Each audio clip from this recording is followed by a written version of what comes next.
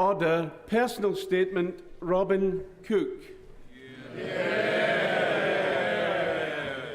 Mr. Speaker, this is the first time for 20 years I have addressed the House from the back benches.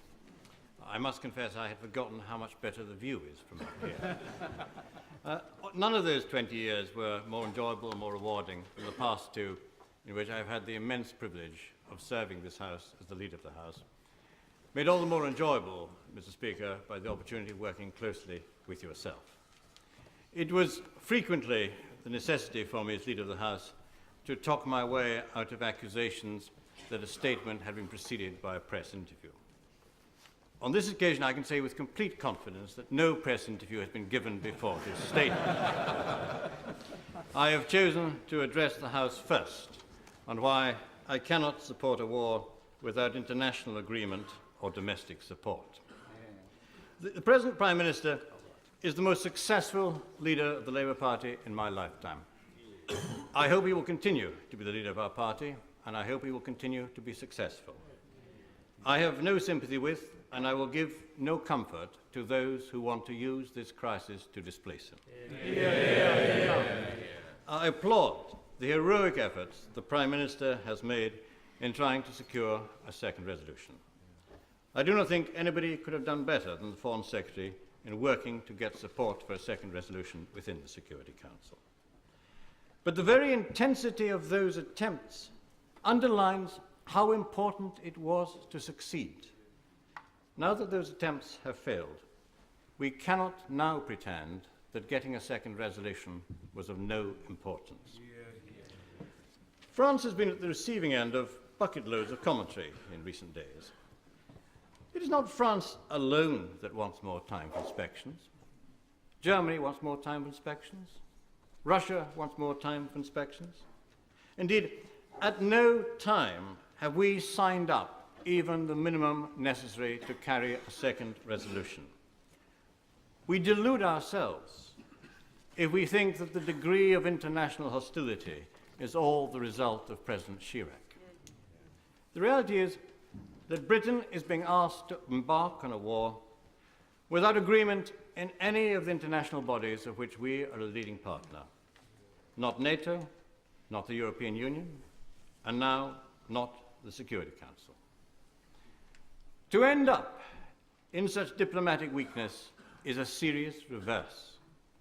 Only a year ago, we and the United States were part of a coalition against terrorism which was wider and more diverse than I would ever imagine would be possible. History will be astonished at the diplomatic miscalculations that led so quickly to the disintegration of that powerful coalition. The US can afford to go it alone, but Britain is not a superpower. Our interests are best protected not by unilateral action, but by multilateral agreement and a world order governed by rules. Yet tonight, the international partnerships most important to us are weakened. The European Union is divided. The Security Council is in stalemate. Those are heavy casualties of a war in which a shot has yet to be fired.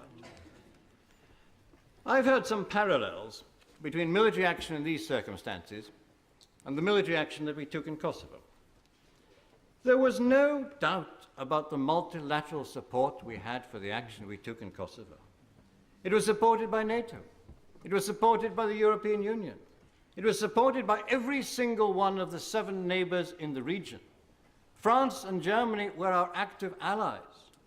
It is precisely because we have none of that support in this case that it was all the more important to get agreement in the Security Council as the last hope of demonstrating international agreement. And the legal basis for our action in Kosovo was the need to respond to an urgent and compelling humanitarian crisis. Our difficulty in getting support this time is that neither the international community nor the British public is persuaded that there is an urgent and compelling reason for this military action in Iraq. The threshold for war should always be high. None of us can predict the death toll of civilians from the forthcoming bombardment of Iraq.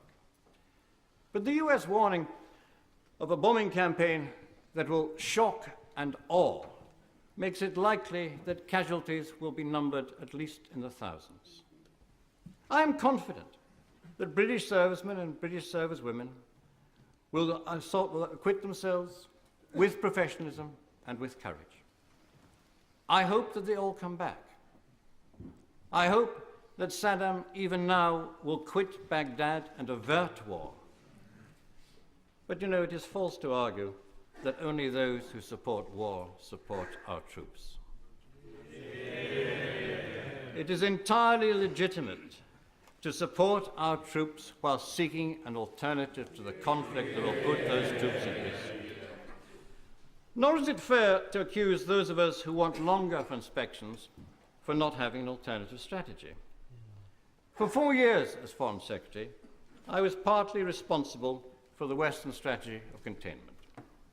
Over the past decade, that strategy destroyed more weapons than in the Gulf War, dismantled Iraq's nuclear weapons program, halted Saddam's medium and long-range missiles programs. Iraq's military strength is now less than half its size at the time of the last Gulf War. Ironically, it is only because Iraq's military forces are so weak that we can even contemplate its invasion. Some advocates of conflict claim his forces are now so weak, so demoralized, so badly equipped that the war will be over in a few days. Mr. Speaker, we cannot base our military strategy on the assumption that Saddam is weak and at the same time justify preemptive action on the claim that he is a threat. Iraq probably has no weapons of mass destruction in the commonly understood sense of the term, namely a credible device capable of being delivered against a strategic city target. It probably does still have biological toxins and battlefield chemical munitions, but it's had them since the 1980s, when US companies sold Saddam anthrax agents and the then British government approved chemical and munitions factories. Why is it now so urgent that we should take military action to disarm a military capacity that has been there for 20 years and which we helped to create? Why is it necessary to resort to war this week while Saddam's ambition to complete his weapons program is blocked by the presence of UN inspectors? Only a couple of weeks ago, Hans Blix told the Security Council that the key remaining disarmament tasks could be completed within months. I've heard it said that Iraq has not had months, but 12 years in which to complete disarmament, and our patience is exhausted. Yet it is over 30 years since Resolution 242 called on Israel to withdraw from the occupied territories. We do not express the same impatience with the persistent refusal of Israel to comply. I welcome the strong personal commitment the Prime Minister has given to Middle East peace.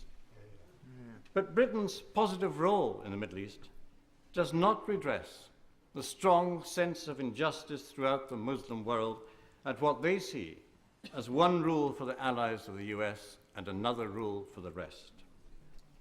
Nor is our credibility helped by the appearance that our partners in Washington are less interested in disarmament than they are in regime change in Iraq.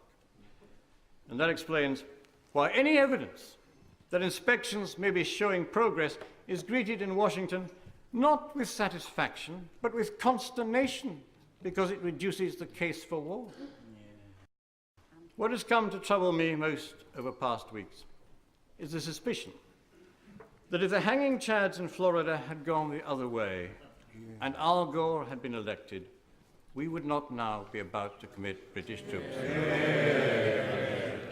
Mr. Speaker, the longer I have served in this place, the greater the respect I have for the good sense and the collective wisdom of the British people. On Iraq, I believe the prevailing mood of the British people is sound. They do not doubt that Saddam is a brutal dictator, but they are not persuaded he is a clear and present danger to Britain. They want the inspections to be given a chance, and they suspect that they're being pushed too quickly into conflict by a US administration with an agenda of its own. Above all, they are uneasy at Britain going out on a limb in a military adventure without a broader international coalition and against the hostility of many of our traditional allies.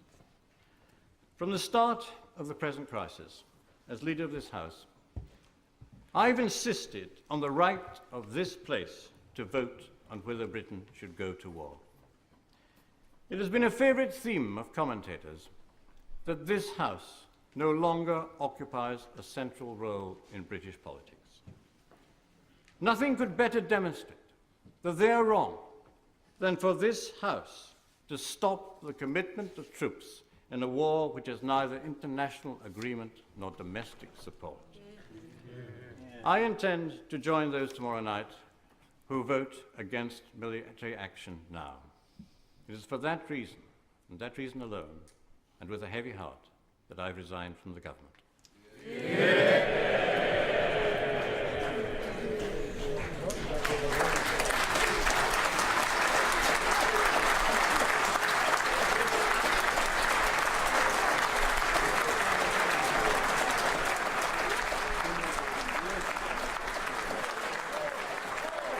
Order.